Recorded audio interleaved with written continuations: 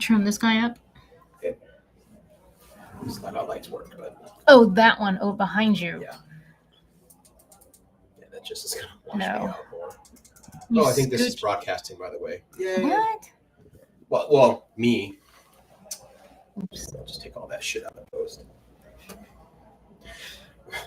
Why, hello, and welcome to issue 708 of Geek in the City Radio. I'm one of your hosts, Aron Duran. I'm one of your other hosts, Beanarita. And I am your other host, Cable Hashitani. What's shaking, nerds? I seriously almost forgot my name. That happens. I got to. And I'm your other host. Fuck, who am I? The man with the plan. Part It's of me fine. is like, how can be, Cable? But the other part of me, the Really? You're the one that's most gonna ask active that? part of my brain is, let me finish, Okay. is no, that happens, right? That slight moment of panic every time you're about to say something that you definitely know. But what if you forget? In the next millisecond, what if you forget? Yep. That's your anxiety talking. Shut up. I will often forget how to sign my name. Like, literally, I will put the pen down to paper, and my brain will go, "Arr." Like, it just won't move. That's not anxiety. I don't But know. that is something that would give you anxiety. Yes. Sometimes I get the yips about like normal functions, like swallowing. Mm. Like, I don't know, like I'll feel like there's something caught in my throat and I can't complete the act of swallowing, and then I start to freak out that it'll never stop, and I'll just be like, Yes. I don't know, like maybe I'll die. Go on. Yes. I get that way. Yeah, Well, it's a thing. On the how is it that you came to realize this was how you are feeling? You must get closer to the mic. I was doing a bit. Oh, okay. I was like, oh, no. I know. I was like, yeah, no, I do the same thing. I also will repeatedly, because I have to wear a CPAP mask, which helps me sleep, which is great. But I will repeatedly, I put it on. I know it's turned on. I've hit the button. I hear it going. It has a ramp up time, even though mine's a silent one. It is. No, that's Okay. Sorry, nothing else. But then my brain will be like, we're not breathing. There's no air. You're going to die. You're going to choke. And I will put my finger under the little seal around the mouth and nose just to hear it go. Because when you break the seal, it goes. I'm like, okay, I'm breathing. 2 minutes later, there's no air coming in. You're going to die. Shut up, brain. I'm fine. even though it's been 2 minutes and It's been 2 you're minutes. obviously It's breathing obviously fine. working. And I am clearly fucking breathing. I'll go. Okay. Yeah. You don't have any of these. That is to say no, it wouldn't be accurate. It is accurate for me to say that my voice is louder in my head than those voices. So when I say shut the fuck up, they go, fine. Brag. You know which voice I'm hearing a lot again lately? What? I'm not trying to make it dark because it's not a suicidal thing, but I guess trigger warning. I don't know. I'm getting a lot again of like, I'll be walking over a bridge and being like, what if I just jumped? Murder spasms. Yeah. It's not Or- a desire to end myself. It's just what would happen if I just jumped? What would happen if I just yanked the wheel this way while I'm driving down the road I or get that going with across this bridge? The Yeah. scooter lately, I'm like, what happens if I just lay it down? Like if I get up to like 50 and then just lay it down. I know what happens. Okay. No, I know. I do too. You know, There and we go. I'll be out on hikes because the new job has me hiking more. Nice. And I'll have the moment of like, it's just me and this other person. Yep. They don't know we're together out here. Like I'm just here doing my own thing and they're here on their own thing. There's no one around. I could just shove them off this cliff. Like no one would know. And I could just, that's weird. Someone put in the chat intrusive thoughts, and that is an accurate description of what these are. They are intrusive intrusive thoughts. Yeah. I A lot didn't of realize people, that's what they were until my therapist was like, or maybe my psychiatrist was like, and how long have you been having these kinds of intrusive thoughts? It's like a year ago. Oh, um, I think if I were to ask myself that, I would be like, forever. I remember being like a kid and like being out with my family, like camping, and literally being like someone could just like murder you out here, and or like be out like enjoying nature with like friends and family, and being like, well, What if- thank you. what if we just got nuked like right now? Like it'd be gone. But like then what? Hmm. Would I care? Yeah. Do I care now? So yeah, it is always. I should ask anyone in my family if they have these. I think it's just a thing that a lot of people have, and I don't know that it's necessarily hereditary. Is that like murder spasms? That term, I picked that up from Sarah Dillon. Yeah, I was gonna say that's a Sarah Dillon term. Because they used to talk about it on the show, and Greg thinks it's wild. Like he thinks that's nuts and doesn't make sense. He doesn't understand it. But Sarah's like, no, it's just a thing that comes in your brain all the time. It is not common. No. It is. Rude. It is not unheard of, but it is not a commonplace thing. Clearly, it's like this is a bad example since we have 2 out of 3 people experience that. I bet you we find each other.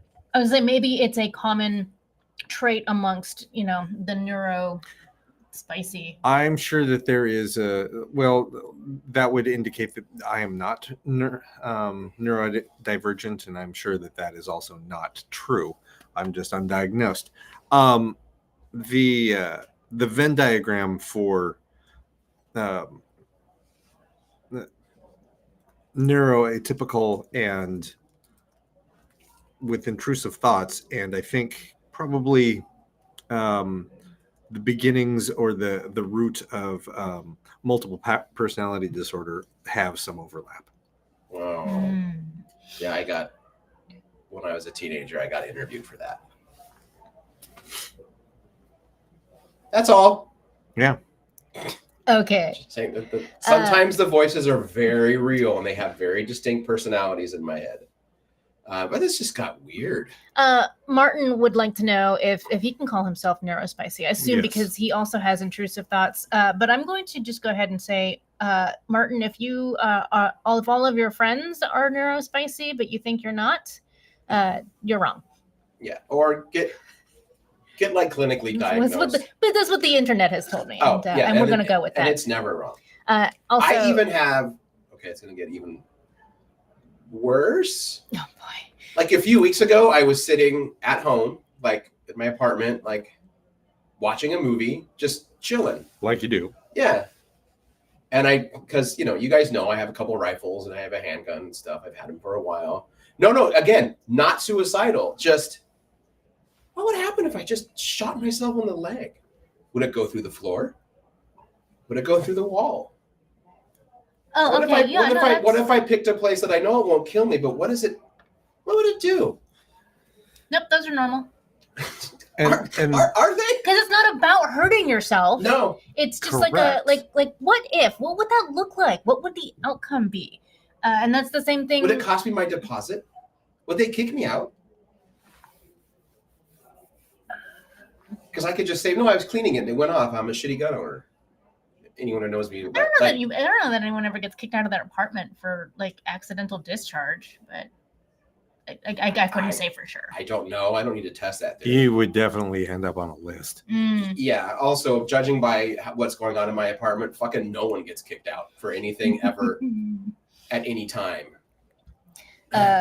Also, Kevin said that it's the call of the void, or en français, l'appel du vide. I think Call of the Void is a spell in D&D also. It feels like It feels like Yeah. one. Anyway, I should learn that one. this is what we're doing on the show is creepy shit. It'll be a This bit more isn't- organized. This isn't creepy shit. This is mental health. And- Okay. And mental health is not creepy. It's not weird. It can be. It can be. However, we are also supposed to be able to talk about this. Again, I say this as the one person in the room with a bunch of undiagnosed things, and I'm not currently going to therapy. So, Hey, me neither. I should get on that. Although speaking of horror movies and like mental issues and Mhm. pills or whatever, I just read something today about Silence of the Lambs. It's fascinating.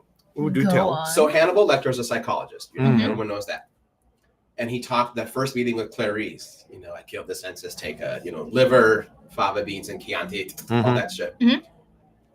I just saw them start breaking down. They're like, this had to be intentional.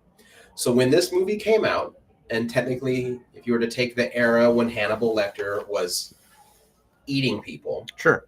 he talks about being on various antipsychotic pills. At least in the book, he mentions it and stuff. And it not SSRI inhibitors, it's a different one that they don't use anymore because of the dietary restrictions you have to stick to. Because if you eat certain foods, it completely negates this medicine. The three on the list that are like major no-nos Mhm. ever, Grapefruit. no, that's SSRIs. Okay. That's Wellbutrin. Also, oral contraceptives. No, I don't worry I about thought that. it was several, but anyway, so continue. I got snipped. I literally will never worry about that. Well, you don't take oral contraceptives anyway, so No, I would. you never Anyway, did.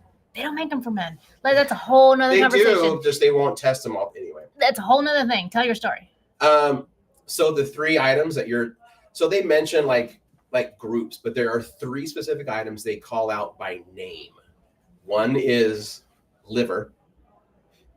The other one, it just says legumes, but in parentheses, it says specifically fava beans. Okay. It says red wine, and then in parentheses on the actual list, it says especially Chianti. So that- specific. I- And you probably said, and I've already lost it. What medication? He was on antipsychotic. He was on an antipsychotic that I guess they don't prescribe anymore because it has so many dietary restrictions. They're like, it's not worth it. Oh yeah. So that sounds like it was on purpose for sure. Oh Yeah. yeah. It was just neat. That's all. I love the cinematic history of Hannibal Lecter, in that he's appeared in more movies and has had two different actors play him. If you want to get crazy, technically three. Really, what was the third? Who was the third? I do believe there was an early 80s version of Red Dragon. That is correct. There is a Manhunter. very early Manhunter. That's Red Dragon. That's what I'm talking about. Okay, yeah. There's Manhunter and that's no, right. I'm also talking about That Mads is the third. Mikkelsen. Yeah. Sorry, I forgot about how someone else played him after Sir Anthony Hopkins. Yeah, but it's a prequel technically. Right. Yeah. Who did that? Mads Mikkelsen. Mads. Oh, that was Mads. Okay. Yeah. the show. Oh, right. The show Hannibal. Right. Yeah. I love that show. Well, past tense. I never finished it. At some point, I just sort of haven't. like petered out. I haven't either. Yeah, Manhunter has Brian. What is his name? It's not Brian Cox. Oh, That's right, yeah. Brian Cox plays Hannibal Lecter, and stars William Peterson of CSI Las Vegas. Brian Fan. Cox. I feel like he makes a great Hannibal Lecter. He did. Yeah, have you seen Manhunter? No, I've never seen it. It's really good. And then it has this guy, Tom Noonan, as the fucking giant. He's familiar. He's the actual killer in the movie because, again, Hannibal Lecter is already in prison. Right. Mhm. So he's a very sweet-looking man, and he's plays very normal people from time to time. But when you catch him in a horror movie, you're like, oh no, I remember you. I know who you are. Right. Does he just have like a body that lends itself well to He's horror? just fucking tall, and when you put him against other people in a horror movie, it's like, no, you're tall. Clearly, you're the bad guy, or you're the killer. Something is Yeah. going to go horribly, horribly wrong. Interesting. I mean, that's largely what was the scariest thing about Angus Grimm in Phantasm is the fuck that, like, he was called the fucking tall The man. tall man. That That was- just that's fucking weird. All looking. he's known, he's just tall and he walks really funny. He's just unsettling. Is apparently was the loveliest human being on the planet. Oh, okay.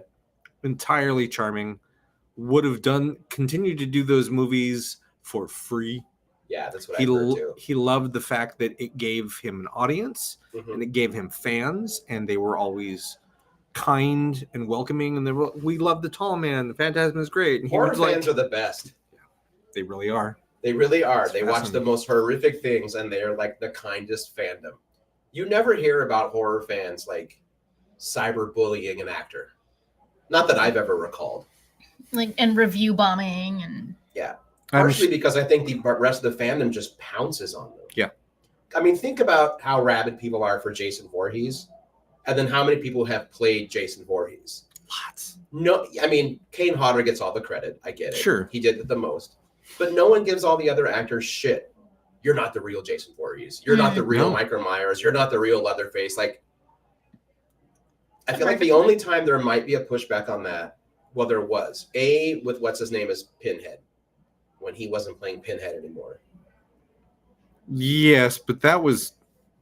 It wasn't a fan backlash. It was just they cast a new guy, and you're like, you just don't have he has a charisma that you need to play Pinhead. Doug Bradley will forever be Pinhead. Yeah. But the latest iteration of Pinhead was great. And That's a whole different thing, though. Yeah. That's why Yeah. Oh, you're talking about the other. they made the like other 3 guy. movies after. Right. After Doug Bradley. Because there's said that. like 10 Hellraiser movies before that. The reboot with the lady, which was fantastic. Yeah. Yeah.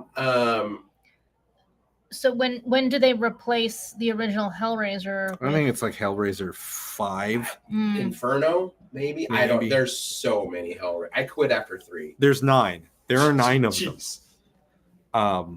that's 10. There are 10, 10 of them. 10. Oh my God. Gross. And just a reminder again. Well, no, there are 2 exceptions that prove the rule that if you take your horror icon to space, you're done. One, of course, being Jason X. Jason X, which is a fantastic Friday the 13th movie. I don't care what anybody says. Well, it's a fun Friday the 13th Yeah. movie. That's all I want from Friday. Fantastic feels a little. Okay, you know what? You're right. Because you know what? There isn't a single fantastic Friday the 13th movie. There is not. There is not. And the other exception, of course, being Leprechaun in Space. Yeah, see? Right? The Leprechaun Yep. 4. Leprechaun 4. Followed up, I believe, by Leprechaun in the Hood, and then Leprechaun in the Hood 2. No. I think we've talked about this before, and it's into Hood, in space, and then back to the Hood. Back to the Hood. Yeah. That needed to cross over with Bones when Snoop Dogg tried to create a horror icon.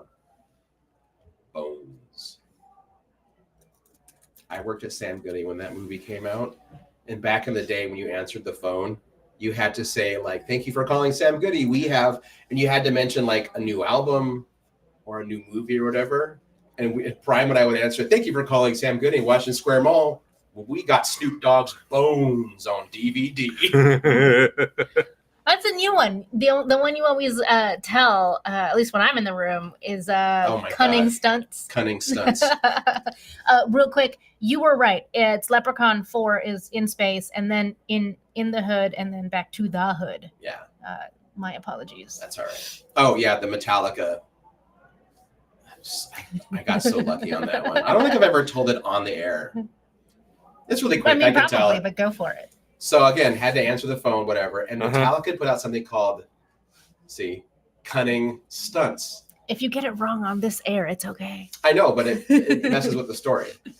So that's what I used to answer it with, just to throw people off. And I pick up one day. It's kind of early. And I was like, hey, thank you for calling Sam Goody, Washington Square, where we have stunning cunts.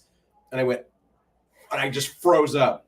And I will never forget this. The sweetest old lady says, oh, no, that's okay. I already have one of those, but I'm asking about something else. And I'm like, oh, I start laughing. I was like, ma'am, you are the best. I mean, goals, Yeah. right? Yeah. I hope to be that clever and She with was it, on and it. also cool about dumb shit like that when I'm that old. Yeah. So got lucky there. Man, Leprechaun talk.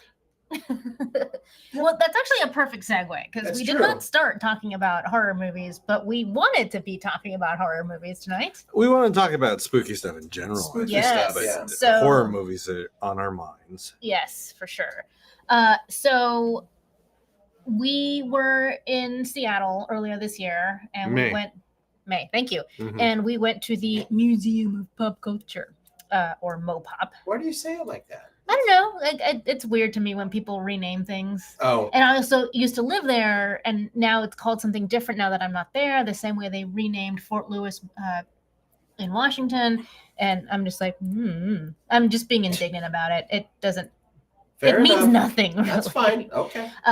Well, you But asked. it was called EMP, which was the Experience Music Project, And and- that was not a good title and it anymore. has Sure. gone Mhm. far beyond the scope of that.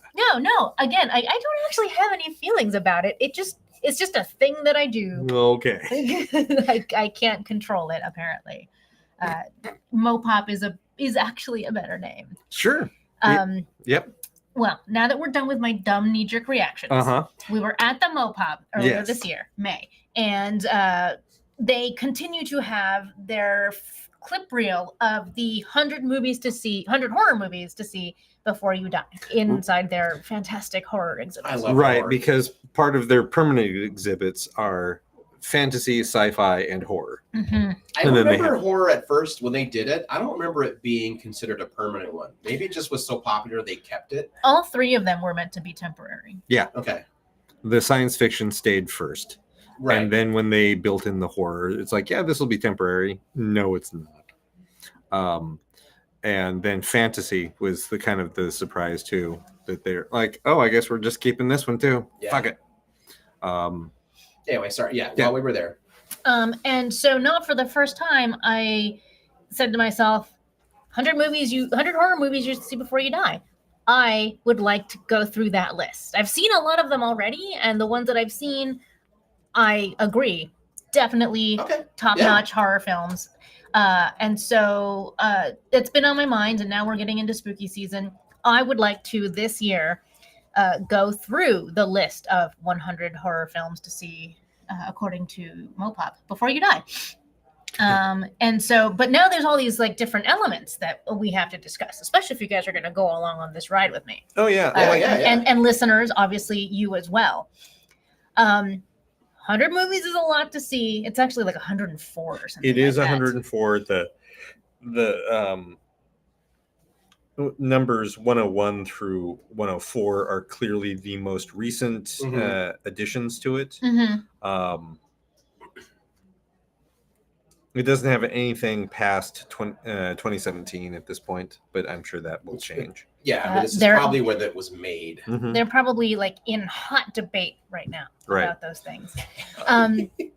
So I have all of these questions like, should I watch them in a particular order?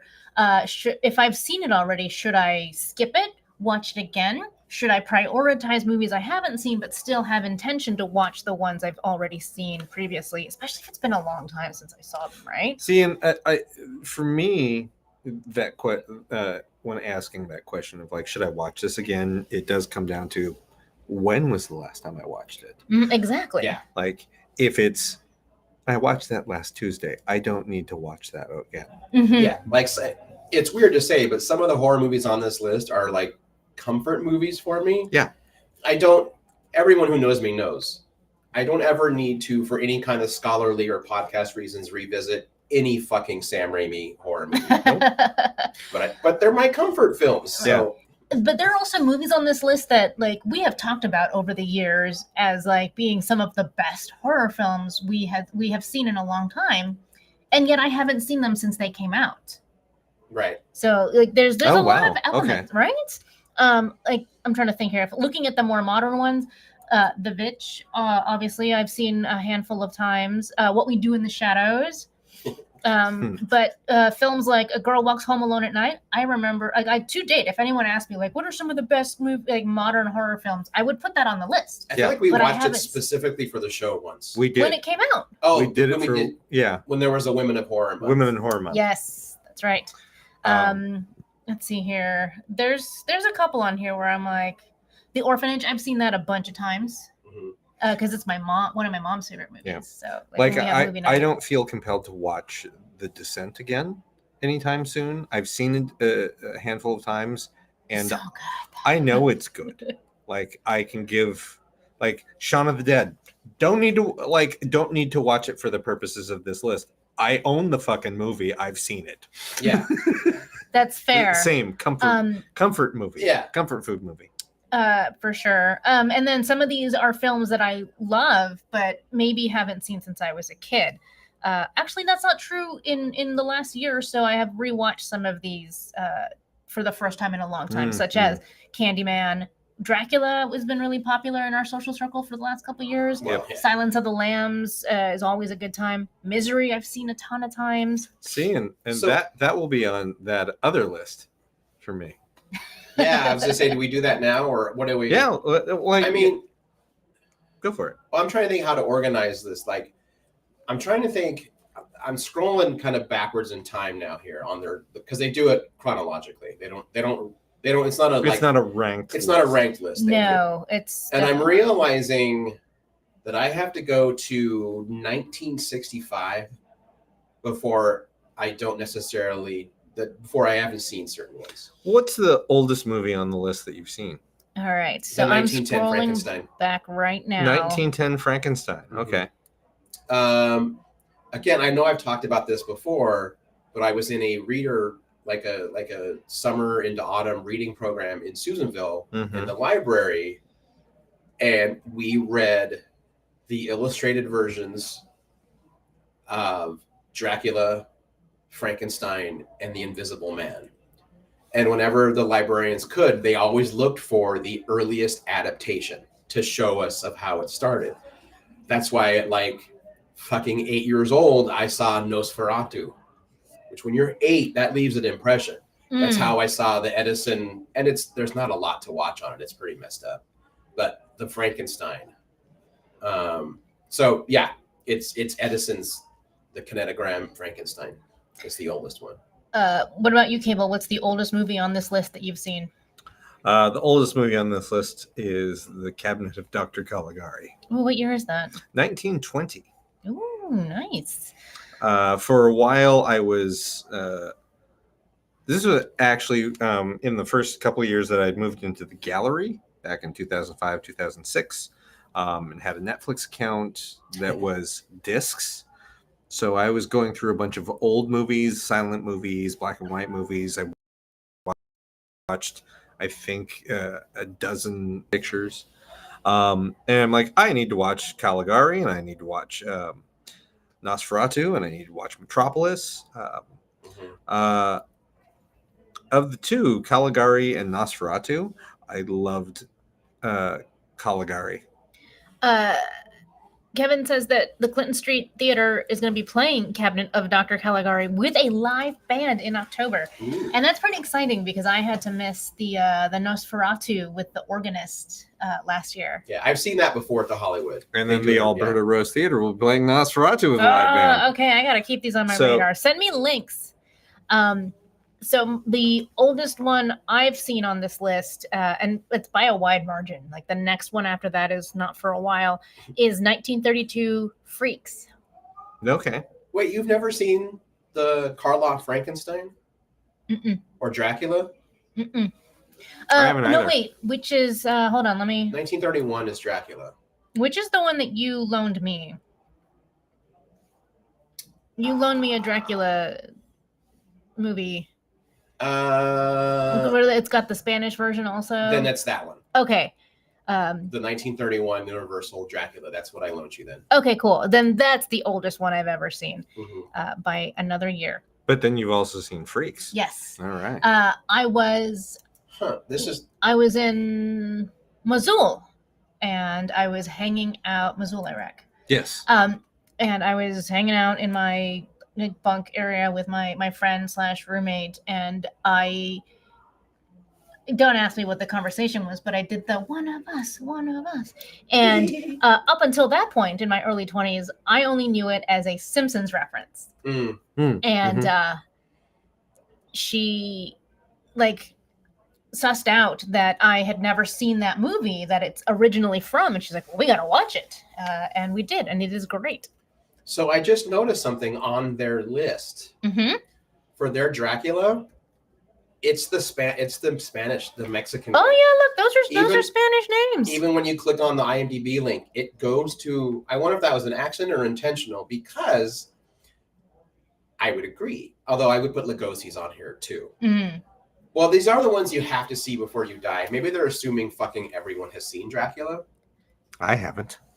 The Right. Lugosi one? I haven't seen it. Any of the classic Universal. That's not true. I've seen Creature from the Black Lagoon. Anytime folks want to come over, I have them all on Blu-ray and they're beautiful. Okay.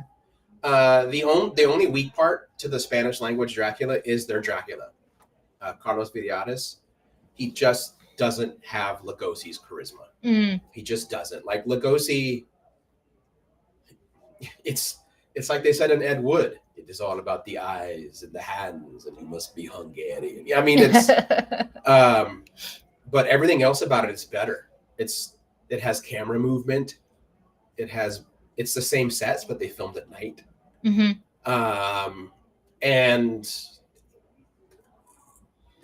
it's a long time ago, so this is still kind of weird to say, but it is hard to take your eyes off of Lupita Tovar. She's just fucking gorgeous, and she's very good in the movie, and she's just beautiful. It was very scandalous because she wore a sheer nightgown. Oh. It was not shown in the U.S. and in Mexico it was like, so she's wearing a sheer nightgown sometimes. She hung in there too, 1910 to 2016.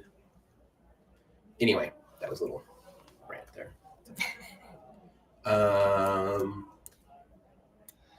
What was the other question on your list? Well, Popular one, never yeah. seen. What are ones that you would think that are on this list that people have gone, oh yeah, everyone's seen that, and you go, nope. All right. Like that's- you're at parties, and it's the one that causes the needle scratch on the record. Conversation stops. All right, so let's see here. I'd have to skim it a little more. Yeah, I'm going to screen up by... It usually involves modern stuff, so I will... No. Some of these on this list I have seen, and I don't like them. Is Psycho considered one of those movies that everyone's seen? Or is it just sort of like everyone knows about it? Like it's referenced a lot. I I don't know. Yeah, I knew about Psycho before I saw Psycho. I knew, like, I had watched some other program about horror movies with my parents, Mhm. and like a year or two later, I was at a friend's house, and they had rented Psycho because it was new on VHS, and they're like, "Oh yeah," the parents are like, "Yeah, you've got to watch this," and they were showing the kids. The kids who were my age had not seen it, so I did the booga booga to my friend right as the reveal happens in Psycho, and he Wait, the shower reveal or not the shower or the reveal, mother reveal? the mother reveal. Okay.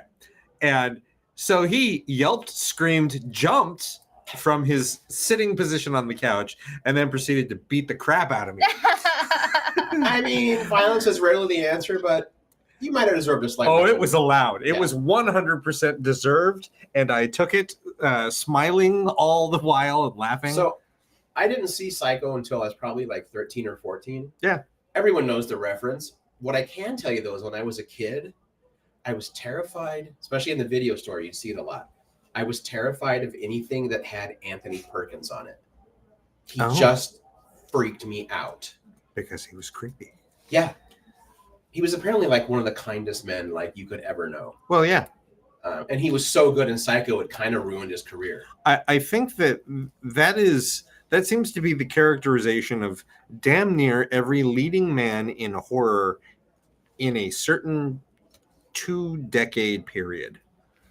Like Vincent Price, Peter Cushing, Anthony Perkins, Christopher Lee, all of these guys. You talk to them, it's like, oh yeah, they're sweet, they do this, they do that, they're lovely people. Have you ever heard Ian McKellen say that what happened the very first day he met Christopher Lee on the set of Lord of the Rings? I have. He just goes to him and says, like Christopher Lee's like, I read the Lord of the Rings once every year. And I feel like I was always meant to play Gandalf the Grey. And then they were friends. He just had to get it out, being like, "You're a great actor, but I've always envisioned me doing this part." But okay. Interesting. But yeah, but I also used to run away from when I was a kid. I was terrified of the Incredible Hulk on TV. I could see pictures of Lou Ferrigno, not in makeup, and be fine.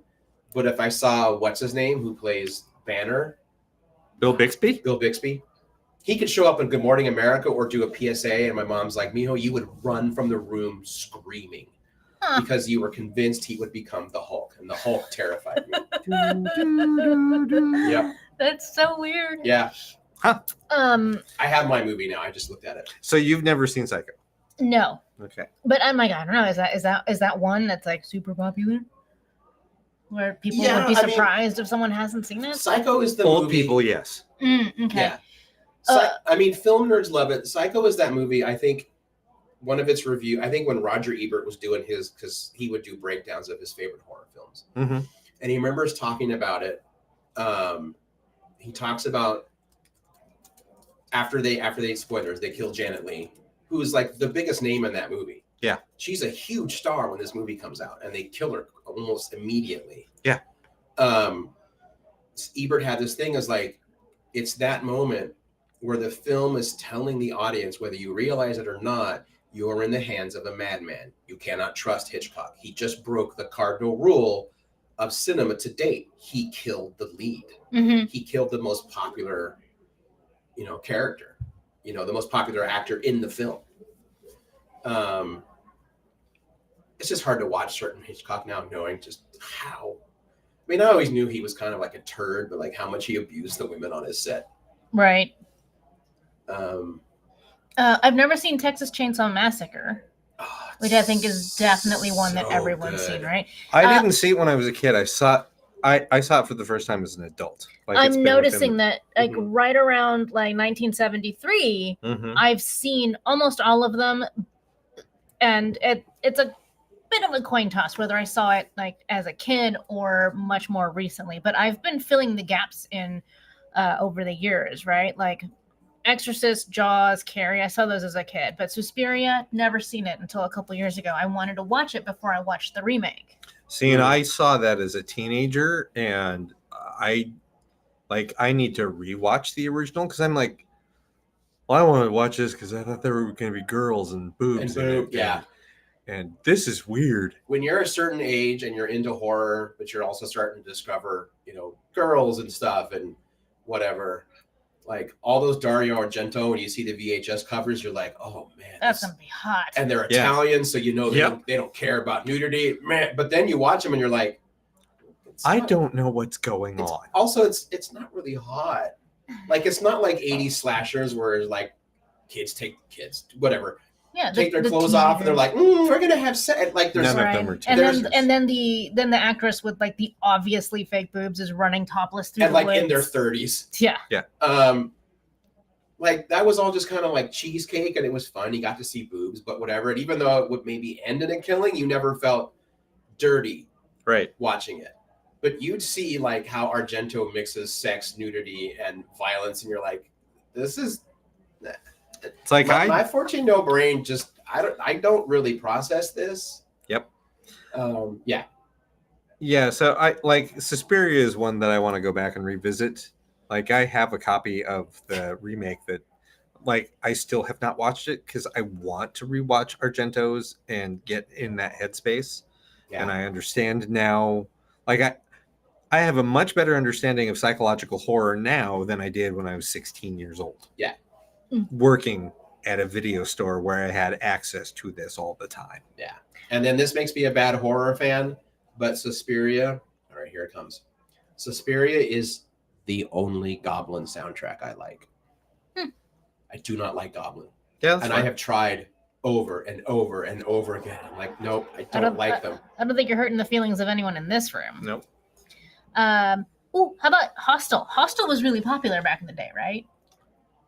Yeah, I didn't watch it until later because by then I was already burned out on torture porn. And I was really burned out on Eli Roth.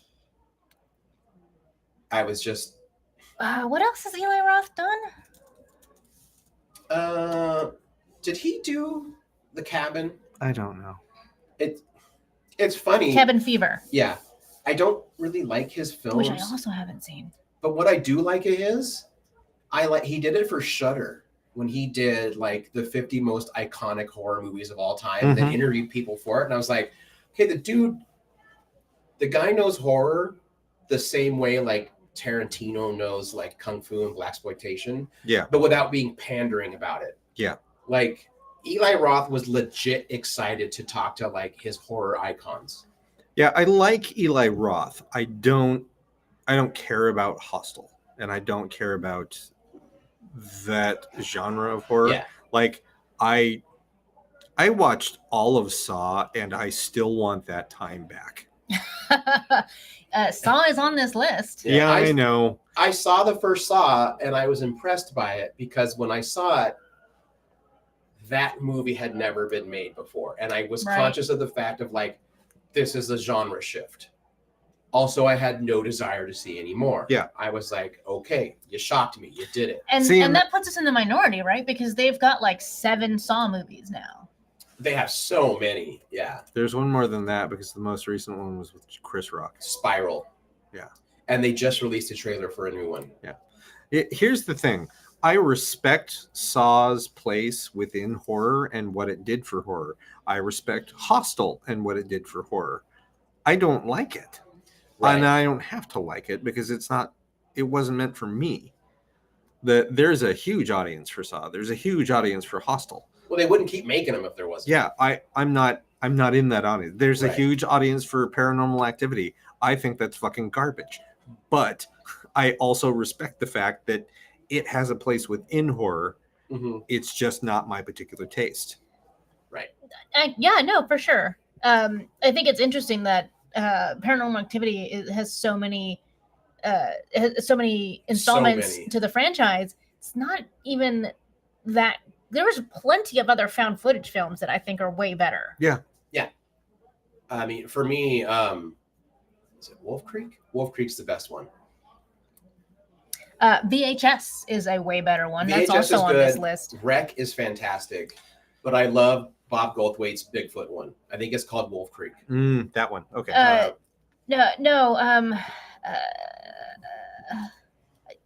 I know what you're talking about, and it's called. It is Creek something. Yeah.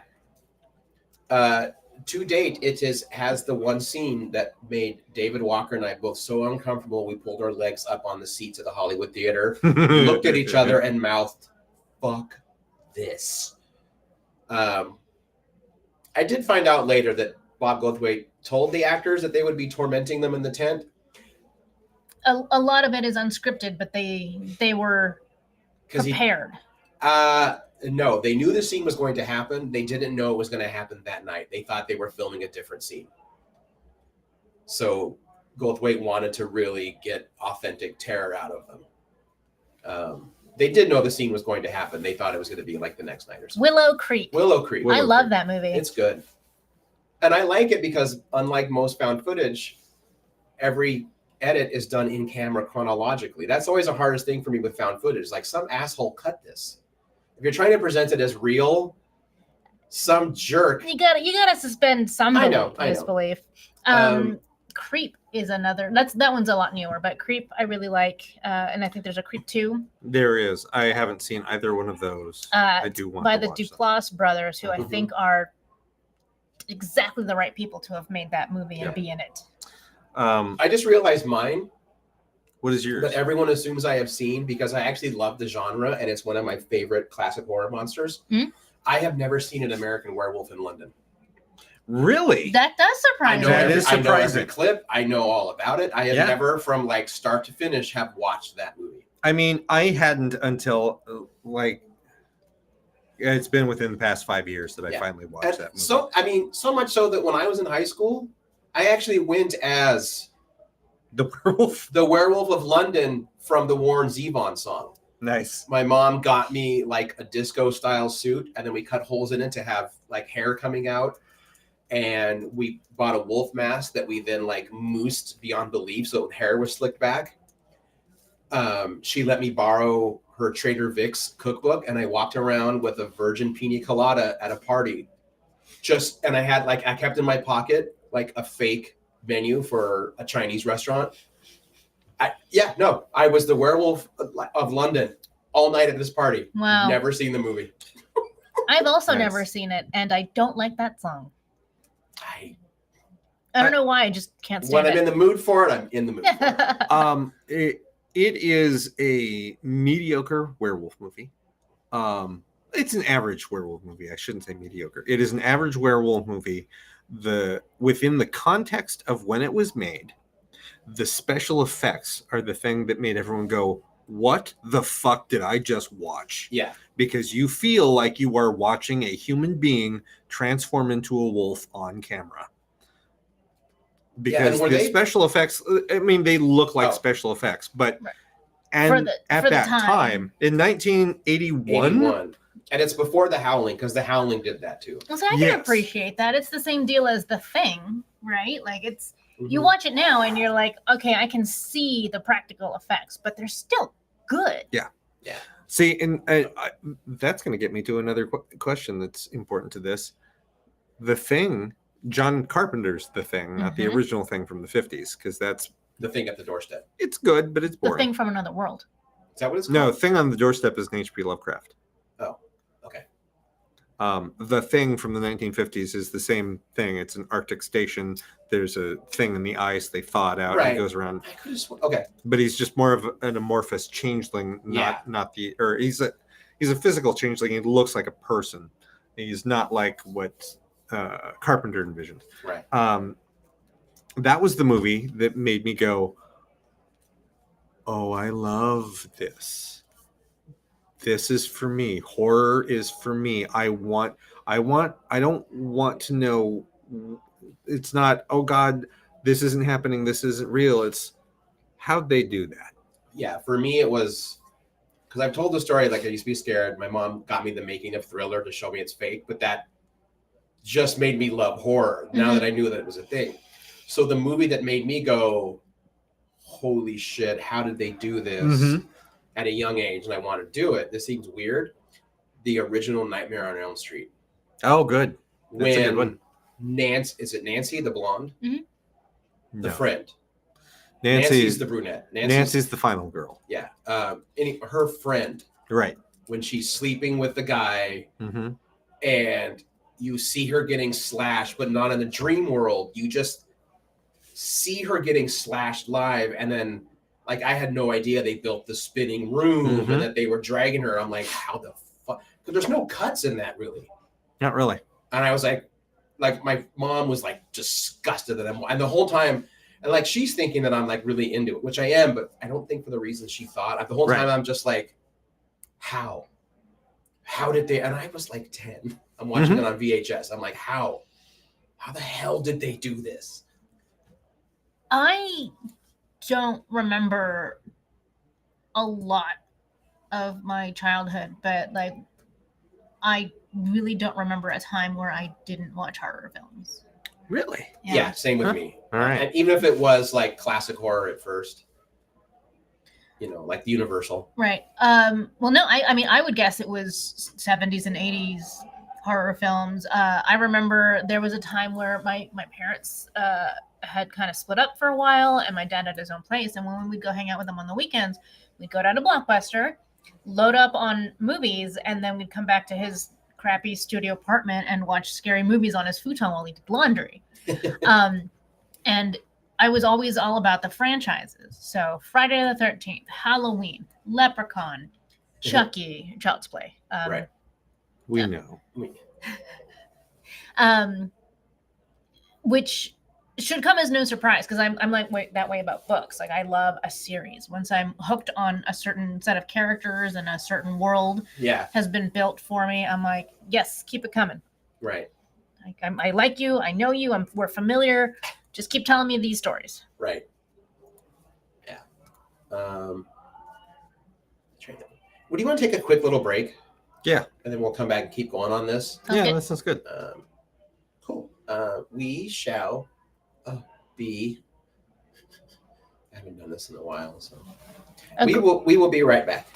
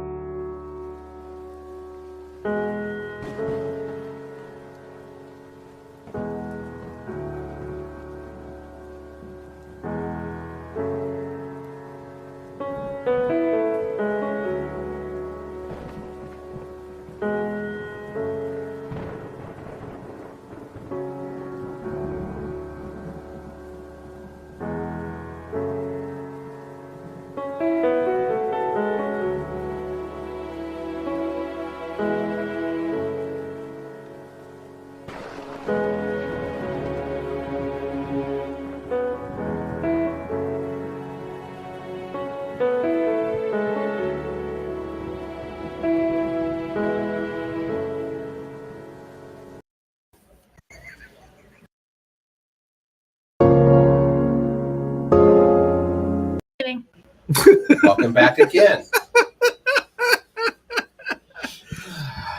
Yeah. So, where did we leave off? What were we doing? Who am I? Why am I here? Where did we leave off? Where are my pants? So we've covered movies that probably everyone has seen except for us. Except Or for like you. That we think that, yeah. Colloquially, right. What? And then you said you had another. Yeah, I one did that have one popped up more. for you. Like, even if it isn't on this list, what was your first horror movie? Could not tell you. Really? Well, I just. I Oh, just that's don't. right. There's. I don't. Yeah, I don't yeah. remember a I time mean, where I didn't watch for me- horror movies. For me, technically, it's probably Nosferatu. Mm. When I was a kid in the library reading series, like they found like a 16 millimeter projector, and that's how we watched. And it was like the edited one because it's a feature length, well, for silent film, but that 16 millimeter projector could only do about 38 minutes, Sure. so it's a heavily edited one, you know.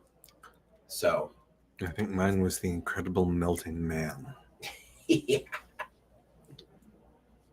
It was this weird science fiction horror movie about an astronaut. The capsule had flown too close to something, cosmic rays. Basically, so when he got back, he was just gooey, and he kept, but he was still alive, so it wasn't killing him. And if he touched things, they would start gooing. Yeah. It was gooey. It was a gooey movie. Like Clayface 4, Yeah, kind of No. like that. 3, 4 is never mind. Do you remember the first horror movie that scared you? Oh, jeez. Because I know I've talked about this before, but I don't know that I've ever heard yours or yours. Well, you guys go first and see if I can drum something up. That's the thing. I'm trying to think that like scared and then like stuck with me for a while kind of thing. Like Poltergeist is mine. Like those are the like on the hierarchy of movies for horror. It's like Melting Man is my first one. Poltergeist is the first movie that scared me. Mhm. The Thing is the movie that made me love horror, and Nightmare on Elm Street was the first movie that I watched with a horror movie that I watched with a large group. That my reaction was decidedly different than the rest of the rooms, Right. where I laughed a lot. Right. It was hilarious. I loved it. I should say I laughed because I loved the movie and not because I thought it was stupid. Right. The first one that scared me that I saw was The Exorcist. Yeah, that would do it. Yeah, you know, super. At the time, house was still very religious, you know, still, you know, influence of Catholic dogma. I saw it in the beginning of the Satanic Panic Mm-hmm. in the mid 80s, at least for Susanville, the beginning of the Satanic Panic. Mom, terrified of that movie. She, to this day, she can't hear two-wheeler bells without leaving the room. But it also scared you. Yeah, no, it's the first one that made me, because I think I was like 10 when I saw it. So again, I was probably way too young to see The Exorcist. It was probably like my grandparents had HBO, so I would stay over and then I'd stay up really late to watch horror movies. God bless grandparents with HBO. Yeah, no, it used to, yeah. It would infuriate my grandpa when he would find out. But my abuela, she's like, he's fine. Just let him watch his stuff. And see, I think that my family were early adopters to cable and did not care a thing for, like age ratings on films. Right. If they were watching a movie and I was there, I was also watching that movie. Didn't like adult content, horror, violence. I don't think it ever really mattered. That's because they were following the guidelines of should be watched with parental supervision. Well, we're old, you're young, you're watching it with us. Everything is fine. I don't know why that is my voice for your grandparents. No, my parents. Why I don't know why that's my voice for your parents. Why does Denise's mom sound like she's about to hunt down Al Capone and SWAT? That's more credits. Like that's more thought process than I am telling you was happening or happened, Right. I just don't think it occurred to them like, oh, that's not appropriate for children. They just, this is what they wanted to watch, so this is what they're watching. All right. Some of that stuff wasn't appropriate for anybody. Right. But The Exorcist was the first one I distinctly remember. I would look under my bed at night to make sure there was nothing there. Mm-hmm. I would turn the light off and then sprint and like leap into my bed. Immediately pull the covers up because when I closed my eyes, I saw Regan, like possessed Regan in my head. There were times when I would go to like the bathroom in the middle of the night and I flipped on the mirror. I know he's Frankenhooker. Oh my God. At 12 with your parents and grandparents, holy shit. I'm just in my head picturing Ronald Reagan. Oh yeah, no, sorry. Aaron, I'm coming to get you, Aaron. But like, well, we all learned he was the true monster. He was. But I would go to Fuck like, Ronald Reagan. bathroom in the middle of the night. It's 2 a.m. I gotta go to the, I turn on the light in the bathroom, and that it wasn't when I turned it on. It was when I turned it off, and sometimes you get like you start a certain color long enough, you get the opposite color in your eyes. Yep. So I would turn the light off, and for a fraction of a second, I was convinced Pazuzu was looking at me through the fucking mirror. Yeah, of course. When they not the stone demon, that flash. Mm-hmm. Mm-hmm. Yep. Yeah. No, I know the effect that you're talking about. Yeah, if something even like gently rattled the bed, like say a big semi went by outside, and my bed kind of went. I was like, oh no, this is it. This is it. Fucking Pazuzu is coming for me. This is how it starts. So yeah. Nice. It still is an effective movie for me, but a big chunk of it is because of my relationship with it. Yeah, for sure. Bex has a good one, It, but not like Pennywise, specifically the scene where What's-Her-Face has to clean up, like all that blood comes bursting out of the bathroom sink, and then she has to clean all of it because she doesn't want her dad to see, because that felt like a thing that might really happen. That's always a good one. Like the things that you're like, oh my God, I didn't know that was a thing that could happen. Yeah. What if it happens? Right. Well, that's true because for the longest time, I don't know what movie it was, but it stuck in my head. For the longest time, when again, it was always between when I was like 9 and 13. This is when like movies really stuck with me, or I knew they were fake. I knew they were make believe, but there was part of my brain that was like, but what if it was based on something that actually happened? And I don't know what horror movie it was, but it involved blood spraying out of the shower head. So there was like a 4-year period between that age. I didn't close my eyes when I took a shower. I got really good at shampooing my hair and then leaning my head back so soap never got in my eyes because I would not close my eyes. Even to this day, every once in a while, that reptile part of my brain, when I close my eyes to like wash my face or whatever, the little reptile part of my brain is like, this is when you get stabbed. As soon as you open your eyes, shank right through the shower curtain into your gut.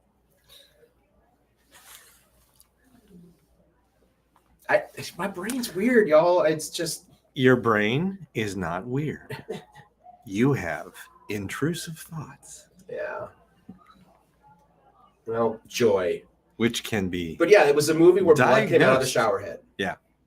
They can be diagnosed and medicated. Yeah. Let's see.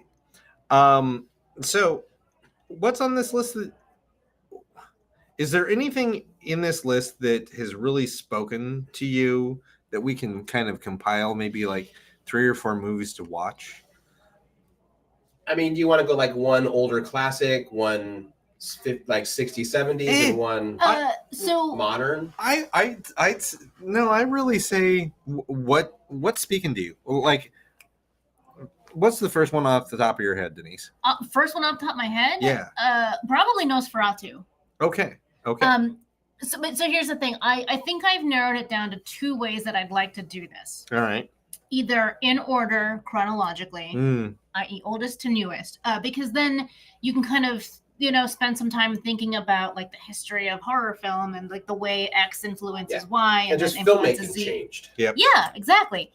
Or put all 104 movies in on a piece of paper on pieces of paper and draw them out of a hat and just go completely random. No, with it. because we'll get Oh, I Saw. hate that idea. Hmm? Yeah, no. I sorry. hate that idea. I hate it so much. 'Cause we'll end up drawing Saw. Here's the thing. Maybe I've misled you guys in some way. I intend to watch all 104 of these. Yeah, that's No, fine. that's great. What I'm saying is, how can we join you on this journey for the month of October? Right. Because let's say realistically we're only pulling off 3 for the show. Yeah. For sure. Like, And I'll explain why that's going to be as I will do the best I can right. Right. Right. You're gonna be shortly. mad busy. Also, Awesome. some of these might be hard to get a hold of. And so there has to be a little bit of advanced planning because, like, oh, turns out if you'd like to watch, 1986 The Fly, it's not streaming anywhere. So how are you going to get it? But what does it say? There's a link. As an, yes, if try clicking on some of those links. Okay. They don't all work.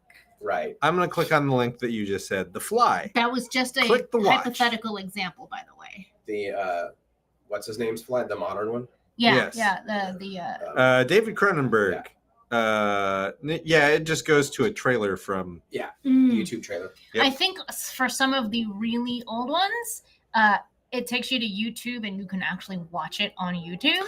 That's because it doesn't belong to anybody anymore. So they Right. can. It's like, meh. There's Uh, also an app. I'll send it to you guys. I have it on my TV now. Mhm. It's connected to the library. So if you have a library card, you can access this app. Oh, that's right. Oh, nice. Por ejemplo, the Cabinet of Dr. Caligari, you click the YouTube and the watch button, and it takes you to YouTube, but it says video unavailable. I am remembering now that one of the reasons I wanted Letterboxd is because it has this list on there, but also it tells you where you can access anything. Oh, that's a good point. Mm-hmm. Not that we're not doing an ad for Letterboxd, No. unless they'd like to pay us. If Letterboxd would like to pay us, Well, they'd we have will to- gladly do that for They'd you. have like- to know us and hear this in order I for like- that to work. I like Bex's idea. Is there 3 or at least one that none of us have seen? Yeah. All right, I feel a spreadsheet coming on. I mean, and I know it's just Okay, when we go back to I'll- older ones. I'll but, do a spreadsheet, and then you can fill stuff like, in. also, I don't know if we could watch it for I don't want to say a bit, but for the show. But Bean, I would love, and anyone else really, but I would be curious how you see it. I would love to sit down and show you Hoxton, Huxon, what year is that? 1922. It's this weird analysis of the roots of witchcraft Mhm. and how it got fucking weird in the 1890s, but it's also it's hard to explain how it was filmed. But I've got like the Criterion Blu-ray that has like 4 times the amount of like video about the movie than the actual movie. But it's like it's good. Okay, It's so weird. that one is high on the list of like recommends essentially. Yeah, but maybe not for this. No. Yeah, no, I mean maybe. Okay. Let's do it this way. I'm going to get the list and I'm going to draw them out of a hat and then I'm going to list them out in that order, and that way you guys can pick and choose from that. From that list as it gets built, if you guys would like to see any of those, and then from those is where we can discuss. Okay. Okay, Does that work? Does that Yeah. sound like a plan? Sure. Or do I want to do it in order? Don't second guess yourself. You've already you're set the locked fan. in. All Do right. that. All right. I will say good for them for picking the most superior of the Abbott and Costello meat. Abbott and Costello Meet Frankenstein is legit fun. It's so much fun. Oh, I saw that on there and I was like, Abbott and Costello did a horror? They did a bunch. That actually reinvigorated their career. They were on the outs and they started Wow. doing these. Yeah. Good for them. There's an homage to them in Universal's the horrified Universal Monsters. Hmm. Like one of the Mhm. villagers is a duo of security guards that are That are Abbott and Costello. Yeah.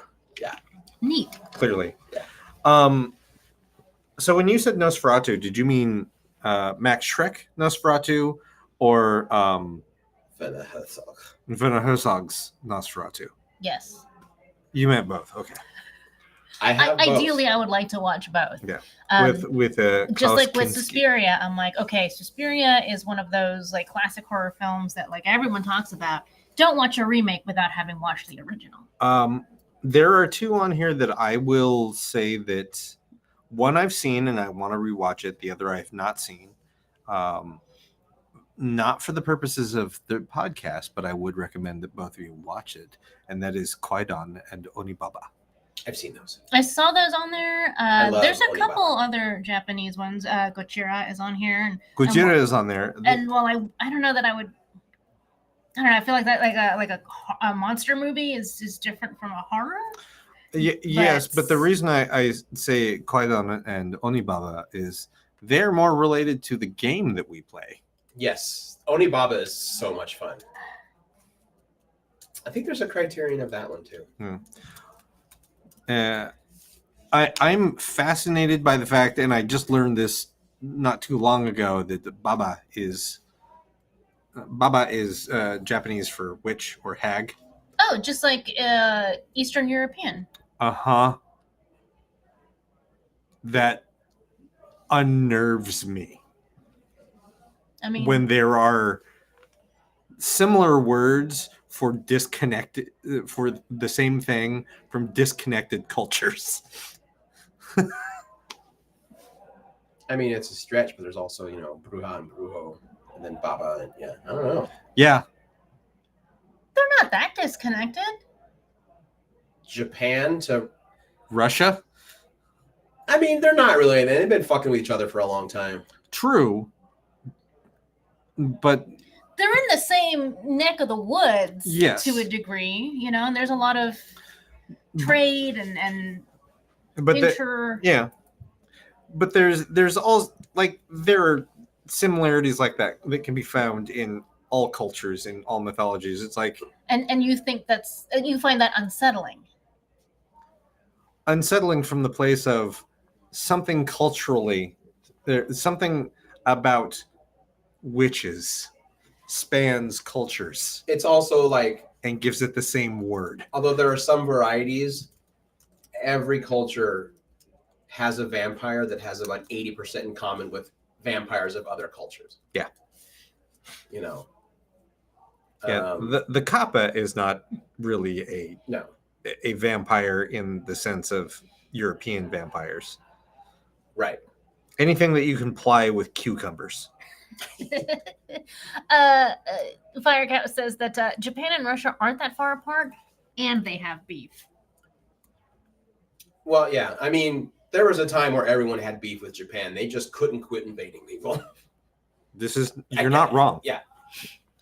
Also, so was Sweden way back in the day. It's so funny to see Sweden as like this neutral pacifist country now. Because in the Middle Ages, they fuck with everyone. There's an entire Polish epic miniseries about every 30 years, here come the Swedes. We got to defend against them. He also says he's talking about the uncanny valley and how like researchers suggest that there is an evolutionary reason that we are creeped out by things that look like us, but not exactly. Not quite. Yes. Norm, skinwalkers. Yes, all of that. 100%. That is still. I subscribe to that logic. That is the still that I don't want to say I fully believe, nor do I not believe. There are very few like supernatural, air quotes, real things that I still think like maybe, and it's fucked. Mm-hmm. Like everyone knows I believe in like ghosts and stuff to an extent, but I'm not creeped out by them. I am creeped out by, well,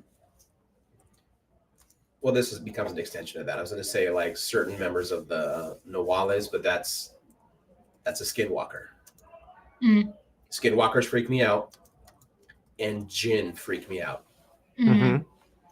Those are the two like monster mythologies where I'm like, no, I do not track with that shit. Mm. We learned that about you last year. Yeah, when we saw Jinn. Yeah. Oh yeah, that movie messed with me. Yep. Yeah. That reminds me. So I couldn't give you guys a movie that scared me as a kid when I saw it, but I do know that to this day, Scary Stories, the books, Mhm. the art in those makes me really uncomfortable. It's very I unnerving still art. don't want to look at it. Like I'll look at it briefly, but Yeah. but that's it. Like Kind I of like the bulbous nose. turn the and, like, page. yeah. There's Have you something seen the very movie? unsettling. No. It's good. uh Like, it didn't do that well because I don't think they marketed it, and it came out during the pandemic. That never helped. yeah.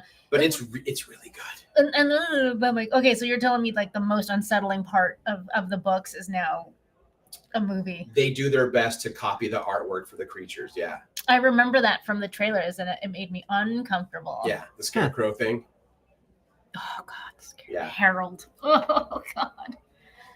Yeah. See, I don't know scary stories to tell in the dark. I used to check it out from the school library, and they are Yeah. the scary stories are like the horror genre, myriad in their styles. There are some that are funny. There are some that are like a song or a rhyme, and then there are some that are they start out really creepy, but then end out on kind of a pun, like the Viper.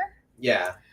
But there were other ones that were, in fact, look at that cover. Look at that fucking bitch. She's so fucking gross and ugh, I don't like looking at it. I was I was 10 years out of the target demographic when those books came out, but I went and visited them when I was actually in my late teens, early 20s, because most of my friends were a little bit younger than me. Well, not most, a half. And like you, Bean, I had seen the art first, and I found the art very unsettling. I was like, wait, this was for kids? And then I read it, and I'm like, oh, yeah, like, these are fun. If I was 8, this would have fucked me up, like, a lot.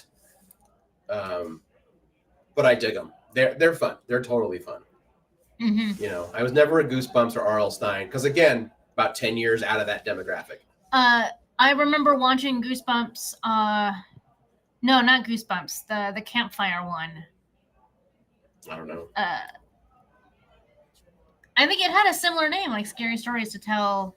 Maybe around the something like campfire or that. whatever. Yeah. The foil was kids telling scary stories around a campfire, but then it was like an anthology of different horror stories. I remember watching those and thinking, kind of cheesy.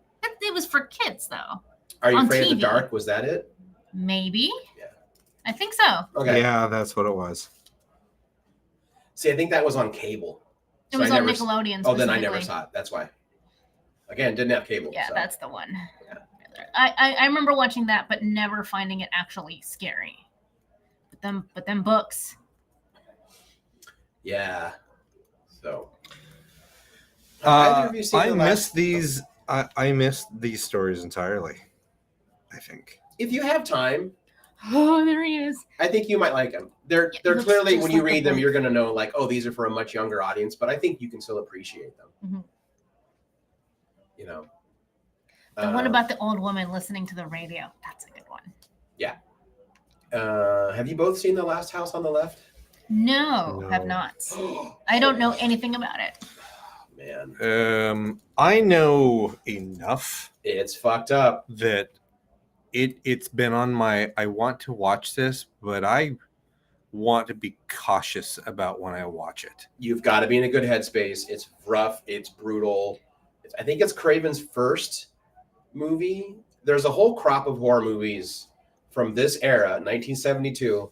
There's a whole crop of these horror movies directed by people that either experienced Vietnam in person, like Tom Savini. That's why he said, that's why he's so good at One of effects, those. is because he was a Vietnam War photographer.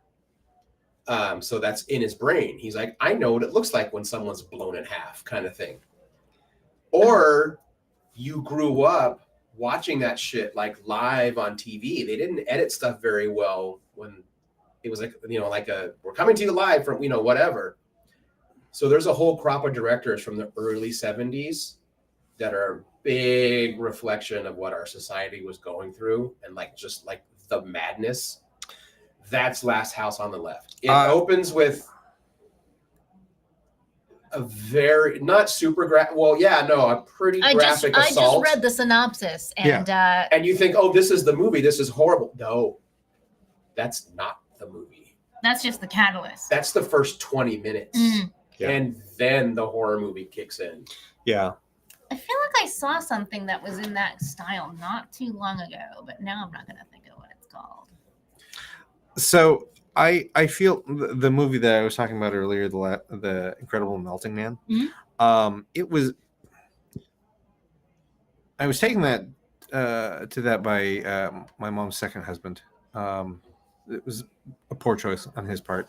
I don't know why he was watching these movies, but it was a double feature because it was like this Last House on the Left style thriller horror, not horror, but thriller kind of road movie, like that a lot of like The Devil's Rejects feels was an homage to that period of filmmaking. Yes, which I still believe is Rob Zombie's best movie for me.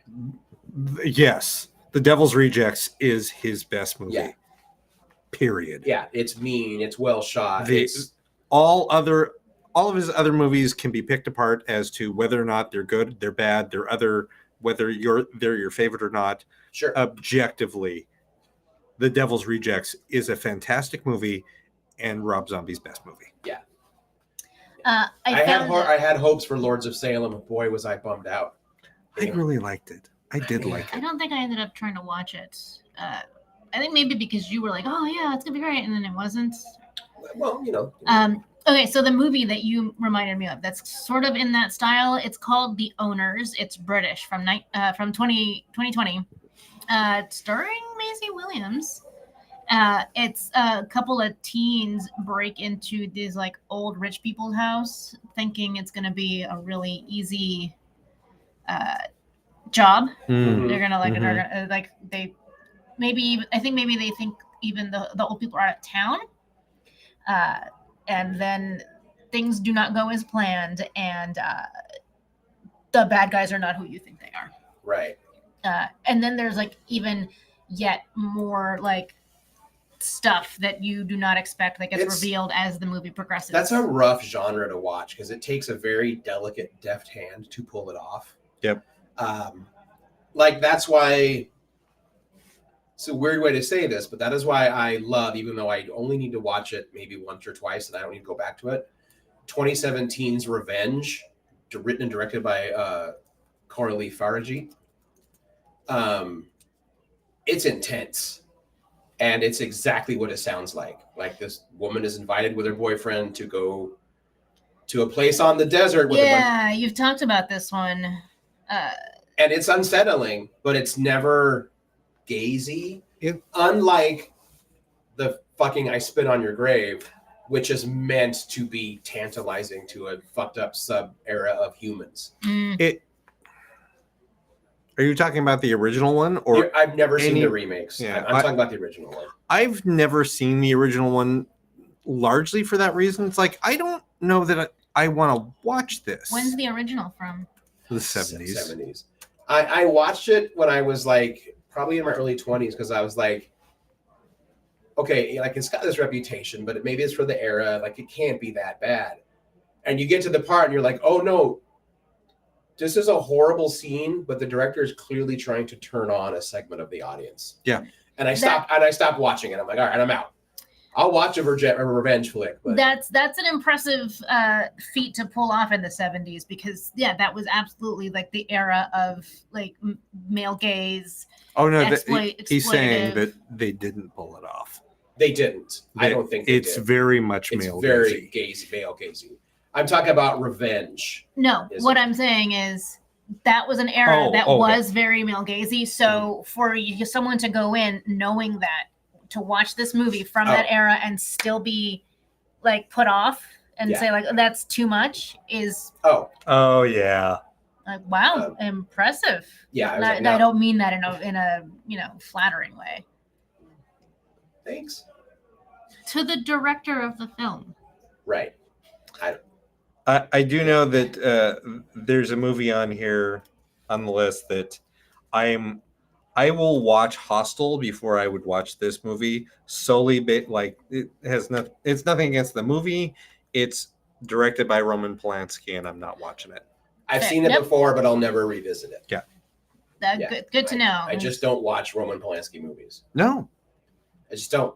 And He I should be in jail. fucking love Chinatown. I'll never watch it again. I just can't. That's the one I can't separate. Maybe if he came back and did his time, I could evaluate my approach to his early films, but Maybe. can't right now. Fine by me.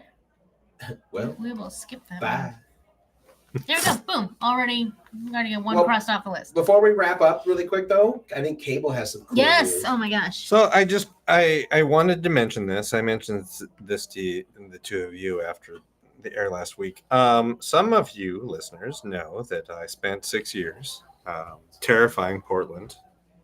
You're making faces there. What's going on? Homicidal Farrakhan is saying that the actor who plays Jim on Our Flag Means Death is Ortegas. It is not the same actor. No. They are very different. You are confusing your Latin people. The person who plays Jim on Our Flag Means Death is a non-binary Puerto Rican actor, and the one who plays Ortegas is, I believe, Colombian descent and is, to my knowledge, not non-binary. She is not. They both just like having mohawks for their personal hairstyle. Yeah. Sorry. That actress actually grows her hair back when she's not playing Ortegas. Yeah, no, I know, but she'll still style it that way sometimes. Yes, sometimes. Anyway, so if you know that I was a haunter back in the day, I am returning to haunting this year. Yay! I will be joining the cast of Scaregrounds PDX out at Oaks Park. The season starts the first weekend of October. So if you I'm need excited. to find me, and I'm not at Guardian Games, I will be at Scaregrounds PDX Scaring children. every Friday, Saturday, and Sunday. I will actually be running the coffin ride. Oh, wee! So if you specifically would like to be frightened by Cable, that is Maybe. where. That's I'll- where I will be. Do you have a character picked out? I am currently workshopping a character. Because for those who ask, I can almost guarantee it would not be Manuel. It's never going to be Manuel. That Um, time is done. Manuel belongs to Fright Town, and very specifically the museum. If it is a project that Dave Helfrey is involved in, Mhm. or I have his blessing, I will play Manuel. But I'm not playing Manuel for another haunt. Let's just find a way to get money and buy the Pied Cow and just turn it into a permanent museum and just work with Dave. He can be like a silent partner. Oh my god. I hadn't thought of that. That just popped in my head. Okay. What are we buying? Pied Cow, the hookah lounge on Belmont, the Yeah. Victorian house. Off air. We'll talk about We'll it. talk about it. Cool. And I'll give you a preview later of what that character is. I'm 100% workshopping it. Like, It's also not going to be your creepy, I ran around my apartment complex and Merrick took photos of me character. no, he doesn't say anything. Oh, that's right. You'll have to talk because you'll be. Mhm, Yeah. mhm. That guy, no, that guy doesn't talk. I still don't know what his name is. I know what he looks like. I know what his MO is. I don't know who he is. They call him the poker. But the the guy working the coffin ride Mhm. definitely will be a talker. So, Cool. Well, I'm excited. I want to hit more haunts this year anyway. So well, even There you if go. it's just me, I'm gonna go hit haunts. Stuff Yeah. like that. it won't be just be you. We'll see. Plenty of you to go see haunts. Yeah. Mm. Well, maybe Small this. groups is the key, I think. Yeah. So maybe next week we will. Well, not maybe. We'll talk about one of the movies Yeah, that we're gonna figure out. figure out. Yeah. Sounds good. Also, Bex, Moopsie. Oopsie. She's making one, I think. I saw her Instagram Made one. made one, and she said still working on it. I need to see. All right. Well, with that, I am Arunda Ryan, I'm Binarita. And I am Cable Hashitani. and we will see everyone next week. Stay scared. Yes.